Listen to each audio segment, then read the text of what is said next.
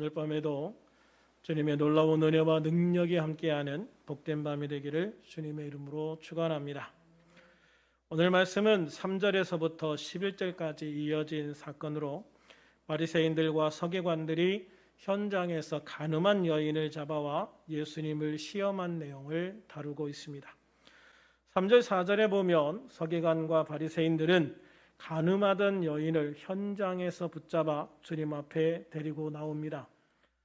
서기관과 바리새인들은 백성들을 가르치는 사람들이었습니다.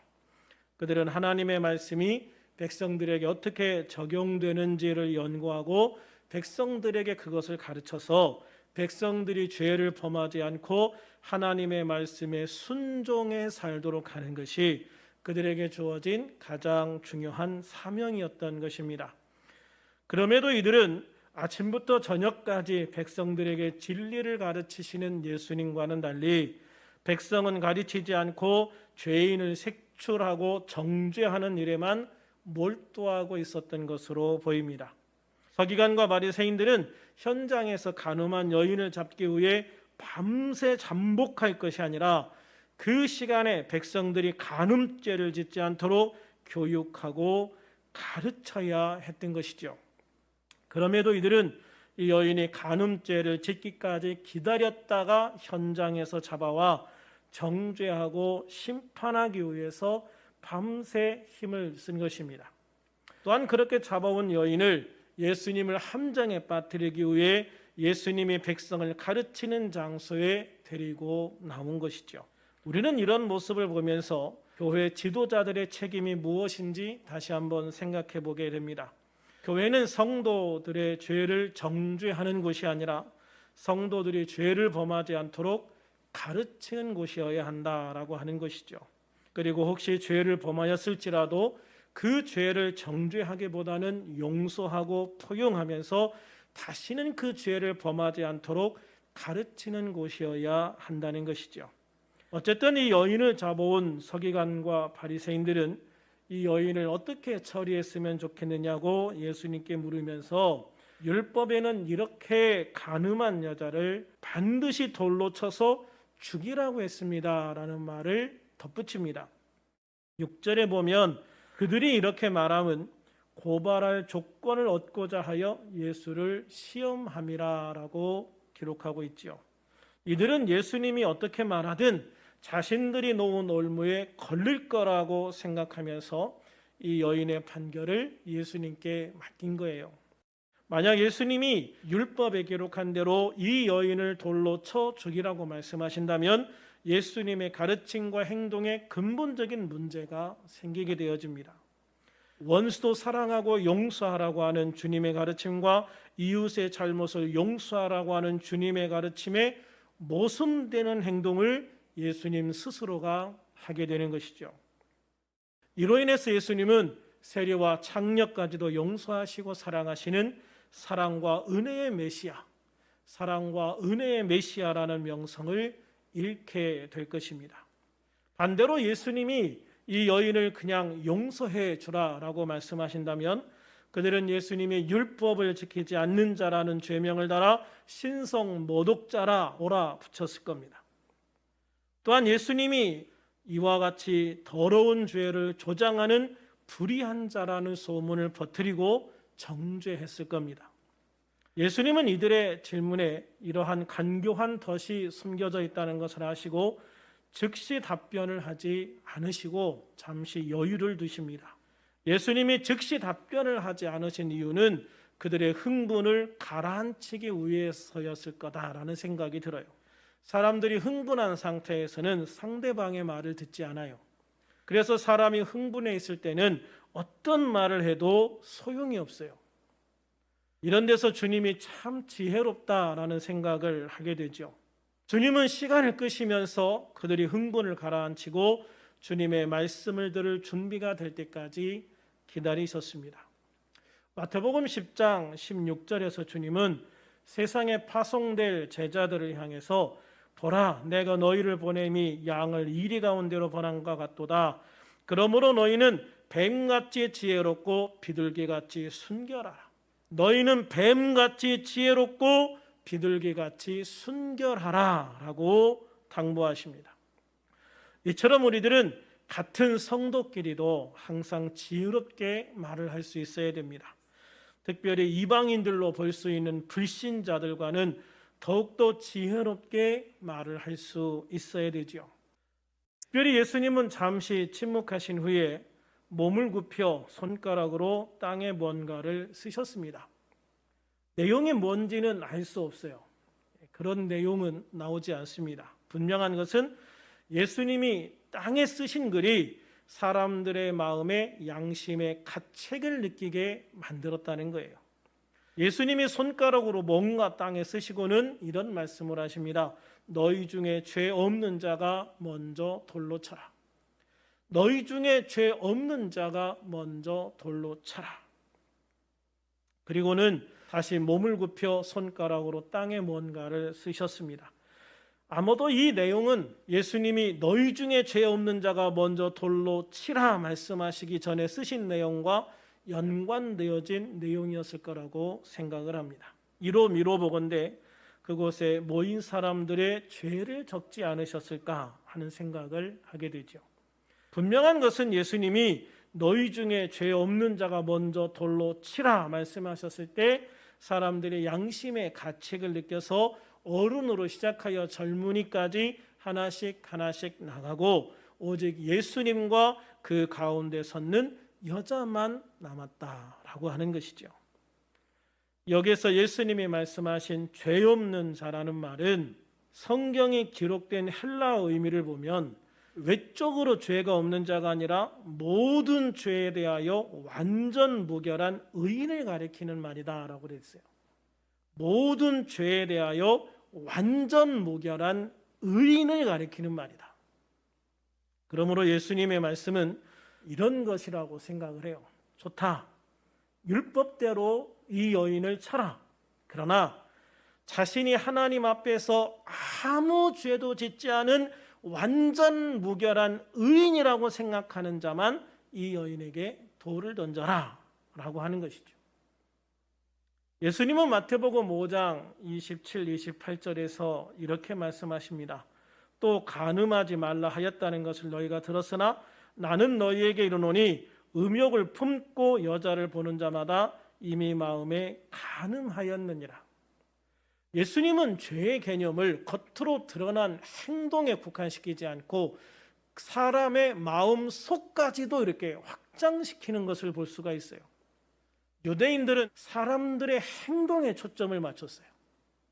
그런데 예수님은 사람의 겉모습만이 아니라 너희 마음의 생각도 중요하다. 너희 마음의 생각부터 이미 죄다라고 말씀을 하시는 것이죠. 이 말씀에 비춰보면 우리가 비록 육체적으로는 간음죄를 범하지 않았을지라도 마음으로 간음죄를 범하는 자, 마음으로 살인하는 자, 마음으로 도둑질하는 자가 얼마나 많겠어요. 예수님의 이 말씀은 그곳에 있던 군중들의 양심을 깨우치는 말씀이 되었어요. 그래서 자기들 역시 하나님 앞에 죄인임을 깨닫고 한 명, 두 명 그 자리를 떠나게 되어진 것이죠. 그렇게 교만하고 간교하던 서기관과 바리새인들까지도 그 자리를 떠나버리고 맙니다.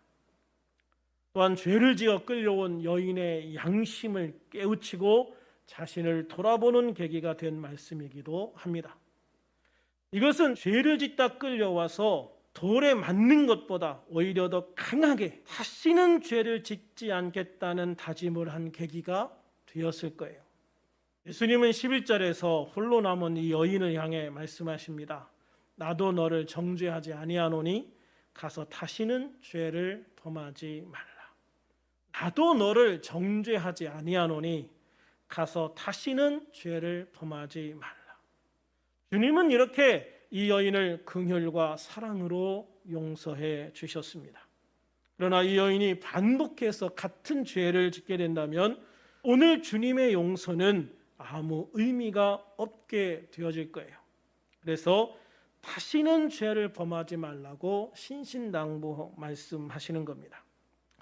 그러므로 우리들은 죄가 얼마나 악한 것인가를 깨달아 죄가 있다면 회개하고 다시는 같은 죄를 반복하지 않도록 온 힘을 다해야 할 줄로 믿습니다. 이 죄는 우리의 질병과 치유에도 아주 중요한 역할을 합니다. 요한복음 5장 14절에 보면 베데스다 연못에서 치유받은 38년 된 병자에게 예수님이 이런 말씀을 하십니다. 보라, 내가 나았으니 더 심한 것이 생기지 않게 다시는 죄를 범하지 말라. 더 심한 것이 생기지 않게 다시는 죄를 범하지 말라. 이 사람의 병의 원인이 죄였고 예수님께서 이 사람의 죄를 사하심으로 이 사람의 병이 나았다는 것을 보게 되어지는 것이죠. 그래서 이런 죄가 다시 재발하지 않도록 너는 다시는 죄를 범하지 말라라고 당부하시는 겁니다. 또 마가복음 2장에 보면 친구들이 지붕을 뜯고 예수님 앞에 내려놓은 중풍병자에게 말씀하시기를 작은 자야 내 죄 사함을 받았느니라 라고 말씀하십니다. 작은 자야 내 죄 사함을 받았느니라. 그래서 이 중풍병자가 일어나 자기 침상을 가지고 걸어가게 되어지는 것이죠. 이 죄는 두 가지 종류로 나눌 수 있어요. 첫째는 원죄입니다. 창세기 3장에서 인간이 죄를 범하는 과정을 자세하게 소개하고 있습니다. 인간의 죄는 결국 아담과 하와가 사탄의 말에 속아서 하나님의 말씀을 불신한 데서 시작되는 거예요. 그 결과를 로마서 5장 12절은 이렇게 설명합니다. 그러므로 한 사람으로 말미암아 죄가 세상에 들어오고 죄로 말미암아 사망이 들어왔나니 이와 같이 모든 사람이 죄를 지었으므로 사망이 모든 사람에게 이르렀느니라. 결코 죽지 않는다는 사탄의 말은 거짓말이었습니다. 하나님의 말씀을 믿지 못하고 사탄의 말을 믿게 되었을 때 우리는 하나님을 떠나 사탄의 종이 되었습니다. 사망이 우리 가운데 들어오게 되었습니다. 그러므로 우리들은 사탄의 달콤한 속삭임이 아니라 하나님의 말씀을 신뢰하고 믿고 순종하는 성도가 되어야 될 줄로 믿습니다. 이 원죄는 모든 사람이 태어날 때 육신의 유전자와 같이 영적으로 물려맞게 되어집니다. 그래서 로마서 3장 10절 말씀처럼 이 세상에 의인은 하나도 없으며 로마서 3장 23절 말씀처럼 모든 사람이 죄를 범하여 하나님의 영광에 이르지 못하는 상태가 되어버리고 말았습니다. 이 원죄는 우리 스스로 해결할 수 없는 죄입니다. 사람의 생명으로 갚아야 하는 죄이기 때문입니다. 그래서 예수님이 하늘 보좌를 버리시고 이 땅에 오셨습니다. 이런 예수님을 사도 요한은 요한복음 1장 29절에서 세상 죄를 지고 가는 하나님의 어린 양으로 표현했습니다. 예수님은 마가복음 10장 45절에서 인자가 온 것은 섬김을 받으려 함이 아니라 도리어 섬기려 하고 자기 목숨을 많은 사람의 대속물로 주려 함이라고 말씀하셨습니다. 히브리서 기자는 이 일에 대하여 이렇게 증거합니다. 히브리서 9장 12절입니다. 염소와 송아지의 피로 하지 아니하고 오직 자기의 피로 영원한 속죄를 이루사 단번에 성소에 들어가셨느니라. 할렐루야. 그러므로 우리들은 예수 그리스도의 십자가 대속의 은혜를 통해서 원죄를 용서받게 된 줄로 믿습니다. 이 원죄를 용서받음으로 인해 우리들은 죄를 통해 들어온 사망으로부터 자유하게 되었습니다. 예수님을 믿고 영접함으로 영생을 얻었고 하나님의 자녀가 되는 특별한 권리를 얻었기 때문입니다.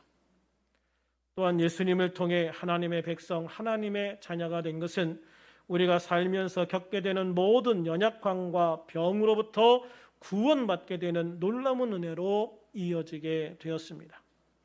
마태복음 4장 23절에서 예수님은 백성 중에 모든 병과 모든 약한 것을 고치는 놀라운 은혜를 우리들에게 보여주셨습니다.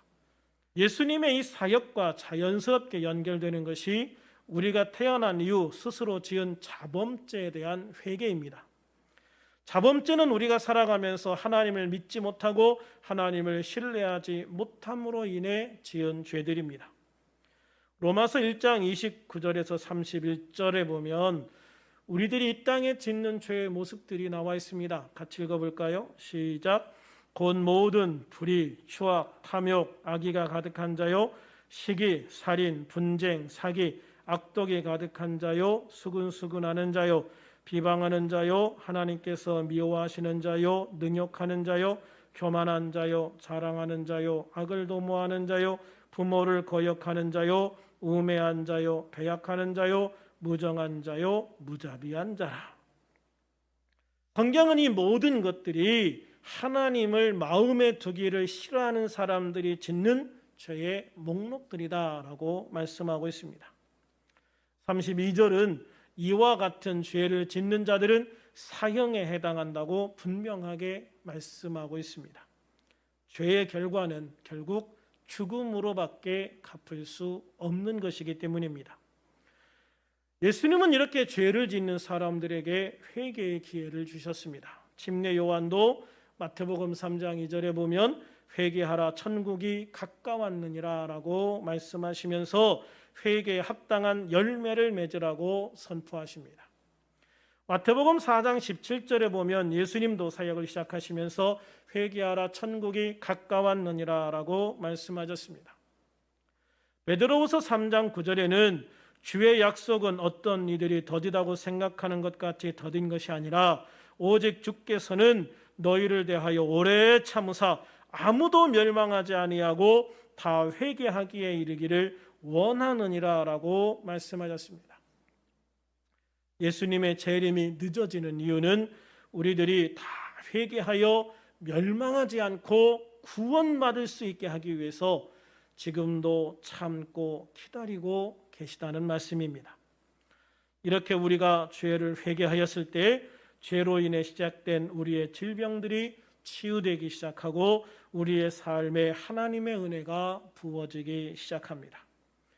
회개는 크게 세 단계로 설명할 수 있습니다. 첫 번째 단계는 예수님의 십자가의 죽음이 나의 죄를 위한 것임을 믿고 하나님께 나아가 지은 죄를 고백하며 용서를 구하는 것입니다. 그리고 예수님의 피로써 영과 혼과 육을 씻어내고 정결케 하는 것이죠.